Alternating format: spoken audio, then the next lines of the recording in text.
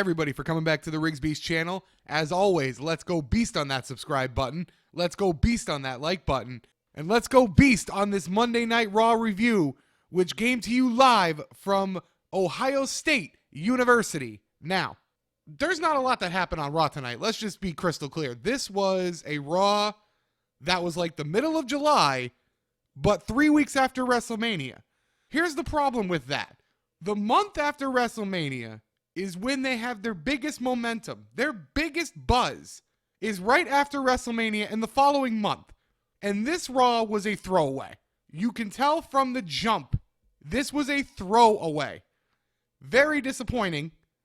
You can't get over that. You can't avoid that fact. You can't gloss over that fact. There's going to be people who like this show, and to each their own. I'm not here to chastise. But what I am here to say is that the show you got tonight is the show that I feared was going to happen a few weeks ago. If you remember the Raw review that I had right after WrestleMania, what did I tell you guys? The Raw after WrestleMania is normally good based off the crowd alone. But if you look deeper at that show, it really wasn't that good. Then last week's Raw got a little worse. Even with the superstar shakeup, nothing else really happened.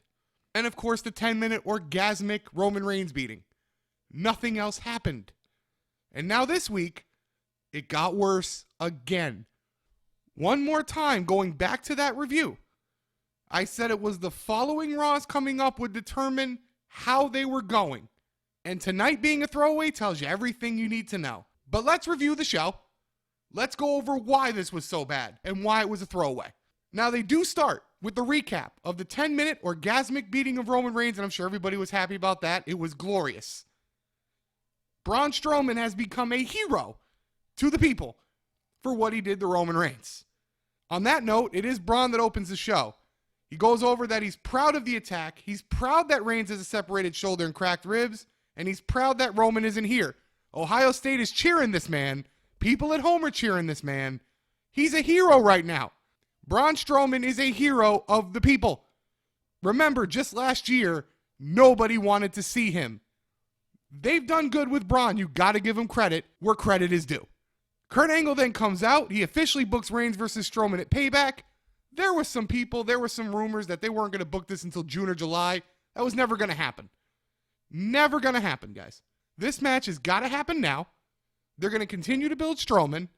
Strowman most likely is going to win. I won't say definitely because, as of course, the Friday before the pay-per-view, we're doing a preview and predictions. But you kind of get where I'm going with this. They are working a Strowman and Lesnar. It's going to happen. Strowman then goes back to demanding competition or else, like he did with Foley. Angle then goes, or what?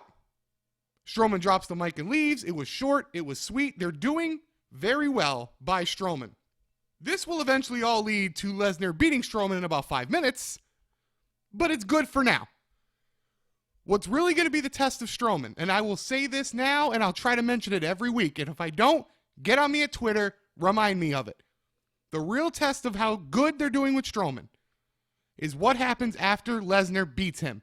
How he goes from there will determine how good they've done with Strowman. Rollins is going to come out to join commentary for your first match, Chris Jericho versus Samoa Joe. All this match was, and I'm sure most people know this, was to further Rollins and Joe. It's nothing more. It was nothing less. Comment I got to make about Samoa Joe right now. He is put in bad situations in nearly every match he's been in. He looks like he can get beat in every match. Now, yes, right now I know they're building Strowman as the unbeatable monster.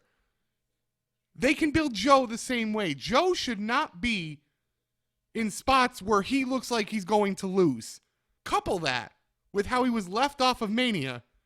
It's a bad look for Joe right now.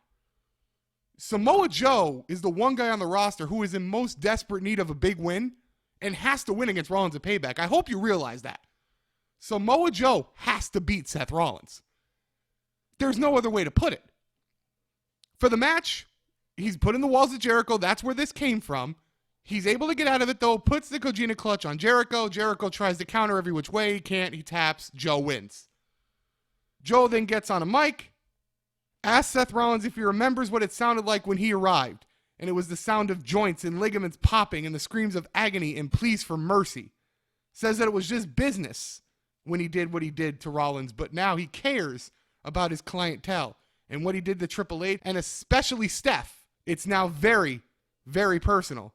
I do like how he's coming off as a mercenary. That I like. It goes back to why he needs to be booked similar to Strowman, but with different people. They can do two at the same time.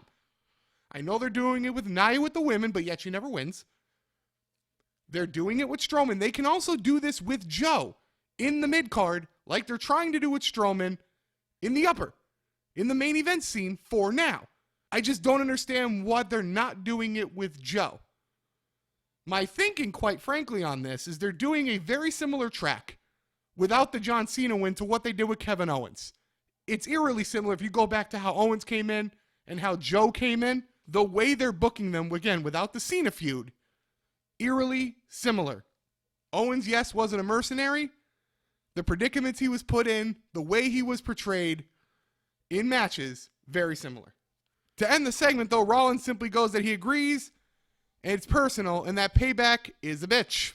Rollins needs a good heel to work with. Joe would be that guy, but going back to how he's positioned in matches and then being left off Mania, he's not that guy right now. Seth feels flat to a degree, and he needs that big-time heel that he can get babyface reaction off of, and that's someone that can draw the heat. That could be Joe in 6 months, but it's not Joe right now. But like I said, Joe has to win. No question. Next, you get the Drifter shown playing guitar as Anderson and Gallows walk by. This Drifter stuff can be funny for a while. He shows up again later in the night. It's probably the best part of the night. Goldust and R-Truth are then shown walking by. Strowman destroys both of them. Hooray. Next segment, Strowman is sitting in the locker room. Ref walks up saying GM made it clear he had the night off. Strowman scares him off, goes back to sitting down. Anderson and Gallows come out. They say Strowman gave Golden Truth the United Airlines treatment and that they're the standby. Way to use current events WWE. Says they came from Japan to make green and be mean. Well, guys, WWE pretty much made sure that you guys will do neither. Flat, completely flat. And it's unfortunate. And their opponents tonight, Enzo and Cass, who come out, also flat. They're good to see live. They'll get a live reaction. But when you watch their matches, do you have an investment? You tell me tonight, did you have an investment in Enzo and Cass versus Anderson and Gallows? Tell me in the comments if you did. I'll be shocked if you did. The match itself, though, back and forth and solid. But again, these are two teams that suffered from bad tag team booking for so long. Like I said, you don't care. Ending of the match, Anderson throws Enzo knees first into the corner, pins him. Anderson and Gallows win. Miz TV is up next, and they are going with Miz and Ambrose again. It was a short feud. You wanted more of it on SmackDown, so I get why they're doing it now on Raw. But you can't left but feeling like you just saw this. So it's a little bit in between feeling, if you get what I'm coming from. Ambrose, though, cuts Miz off a minute after this. He then comes in to get the crowd into it, does the OHIO, which is what you do at Ohio State. He got a reaction like he should have. That's fine. He makes fun of the Miz's shoes and suit. Typical Ambrose. Guys, before I continue, Dean Ambrose is that guy that absolutely needs to turn heel. He is another babyface that last year was hot. Jericho feud wasn't good. Went stale, won the title, went stale again, stayed stale. This guy, more than any other guy on the roster, and yes, that includes Roman Reigns, Dean Ambrose is the guy who absolutely needs a heel change yesterday. He is fading right now. And if you don't believe me or you disagree, just go and look at the reactions. Go and look at where his positioning on the card has been and his positioning on the shows. I'm not the only one who's feeling this way. Miz then gets into him stating that his look makes them look like superstars, but Dean makes them look like wrestlers. I do give it to the Miz. He knows how to get hated by the crowd and by the internet community. He knows what he's doing. He's good. The Miz is being allowed to do good work. Will it continue on Raw? That's the question. He actually, in storyline mode, brings up Ambrose going cold and being put on the pre-show at Mania. Says Ambrose is lazy and complacent as to why he isn't a larger-than-life figure. Now he's bringing up similar things on the Austin podcast, if you remember, that was kind of put out there about Dean. This is kind of going along with the opinion of the community and storyline mixed into one. They do a good job with The Miz of giving him real stuff to work with. If they continue this, like I said just a minute ago, Miz will be just fine. Ambrose then goes into Miz, says he doesn't care about movies and talk shows. Ambrose was in a movie. Keep that in mind. It was a nice little promo from Dean. He started getting serious, stating how he beat the Miz from the title. If Ambrose had more promos that were intense, Roddy Piper-ish, so to speak, he would be right back where he is, which is why I cannot say for certain it's his fault. It could be the booking of him. I have to look more into it. I really have to start studying Dean Ambrose very closely, because sometimes Ambrose comes off and he reminds you why he got hot, and then sometimes you just want him to go away. So I'm going to start studying Dean very closely. I want to have a true opinion on him within a month. That's the goal. He then asks Maurice to hold his mic after Maurice goes at him, talking about being a real champ, uses the old saying, it's not the title that makes the man, but the man that makes the title. Miz then starts talking stuff. He takes off his jacket, takes stuff out of his pockets. He eventually attacks the Miz, beats him up. End of the segment. Strowman is then shown dragging soul-crushing Kalisto, which made me happy, and says that he's leaving but bringing Kalisto with him, and then says Roman is garbage and so are you, throws him in a garbage bin. This put a smile on my face. Big Show then blindsides Strowman. Guess what your main event is tonight? Yep, you got it, Big Show and Strowman. Next, you have Perkins and Gallagher. Now, this match only meant to move the feud between Neville and Aries. So Neville comes out for a special appearance, sits at ringside. Aries then comes out. Same thing. Only part of this match that even got a reaction was when Perkins threw William III to the floor, and when he did Mary Poppins with William III. That's it. End of the match. They're outside. Perkins throws Gallagher into Aries. Aries gets on the ring rope. Neville then knocks him off. Perkins wins the match. And there you go. Heels win, moving along the feud. Cruiserweight division needs a ton of work. I'm not going to go over it here on the Raw review. I was going to do it last week on Let's Talk Wrestling, but the JBL and Vince Russo situations took merit. I think we do have our segment for this week's Let's Talk Wrestling, so stay tuned for that one. We got to fix this Cruiserweight division. Titus O'Neil is talking to Apollo Crews. It's just corny. It's stupid. I'm not going over it. We're moving on. Next, you have the Hardy Boys interview. Now, is it Matt? Is it WWE? Probably a bit of both, so here's what I'm going to say. The fact that Matt is going through his identity crisis right now is brilliant, and here's why. As we've discussed on the channel in weeks past, the lawsuit has to get cleared up before he brings broken Matt Hardy to WWE, and it's going to happen. Notice, the hair is still 2 colors. He still does the mannerisms. He goes back and forth. He's keeping it in your mind, but he's not using it right now. And it's smart. They will win the lawsuit, and then you will see it. Just give it a little time. The Hardy Boys won't be tagging forever. Broken Matt's coming. Sheamus and Cesaro came in, though. They basically put the Hardys over and then assume they're going to win the titles. They need to do something with these guys. Cesaro versus Jeff Hardy later. They need to get something going between the teams.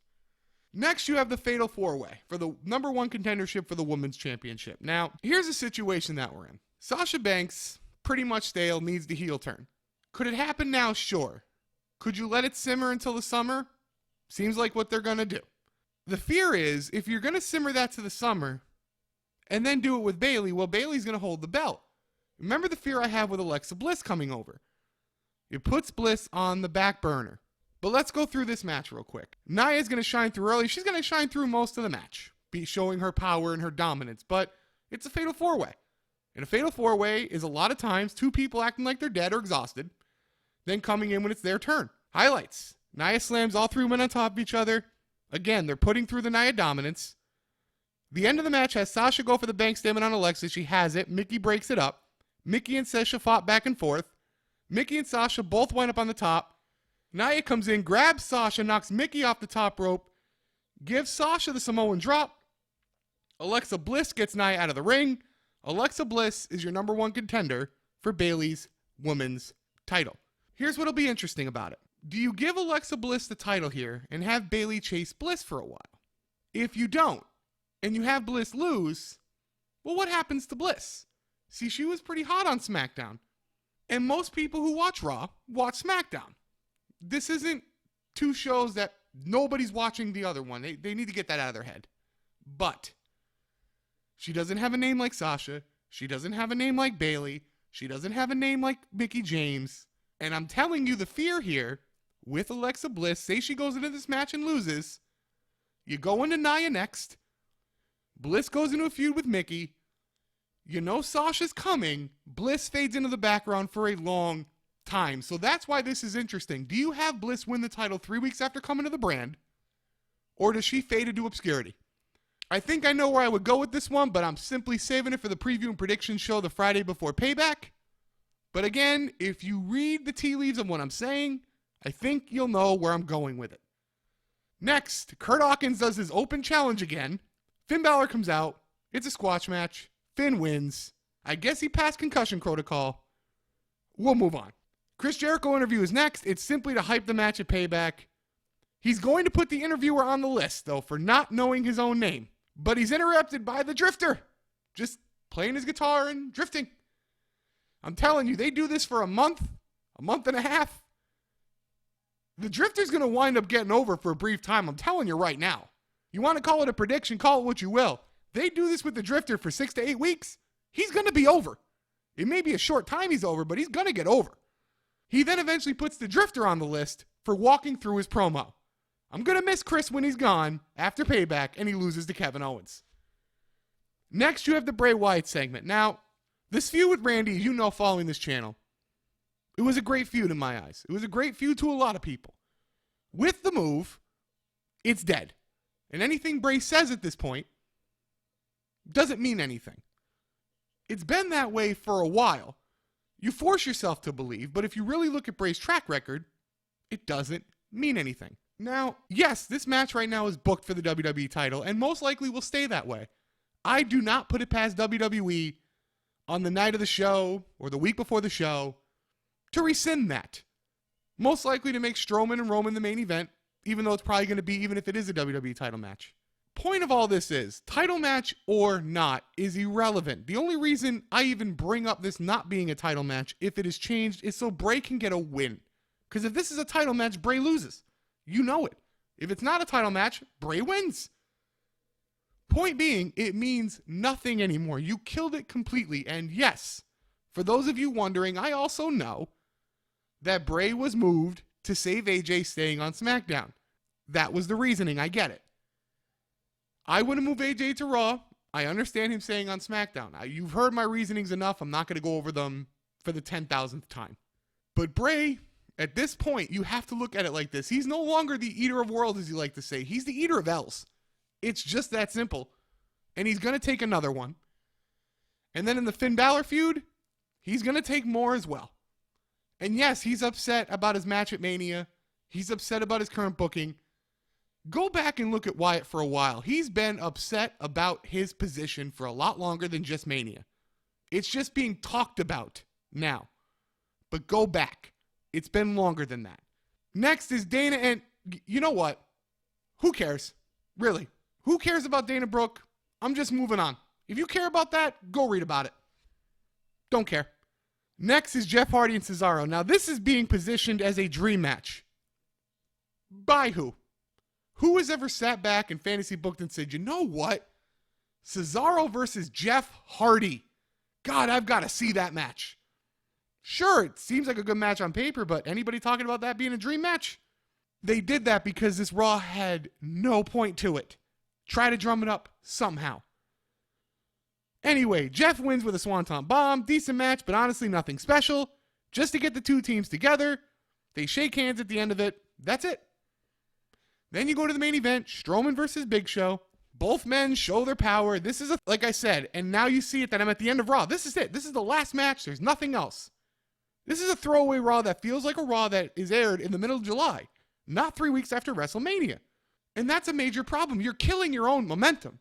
Now, if they do Raw this bad, don't be shocked, because remember, Raw is a pay-per-view in 2 weeks. SmackDown doesn't. Do not be shocked if SmackDown tomorrow is just as bad as Raw tonight. Yes, they have a number one contenders match for the WWE Championship. My feeling on that, if Baron Corbin's in it, Baron Corbin wins. If Baron Corbin's not in it, whoever wins is being fed to Randy Orton. That simple. Most anybody's going to be fed to Randy at this point. He's not losing the title. But if it's anybody other than Baron, there's zero chance. Zero.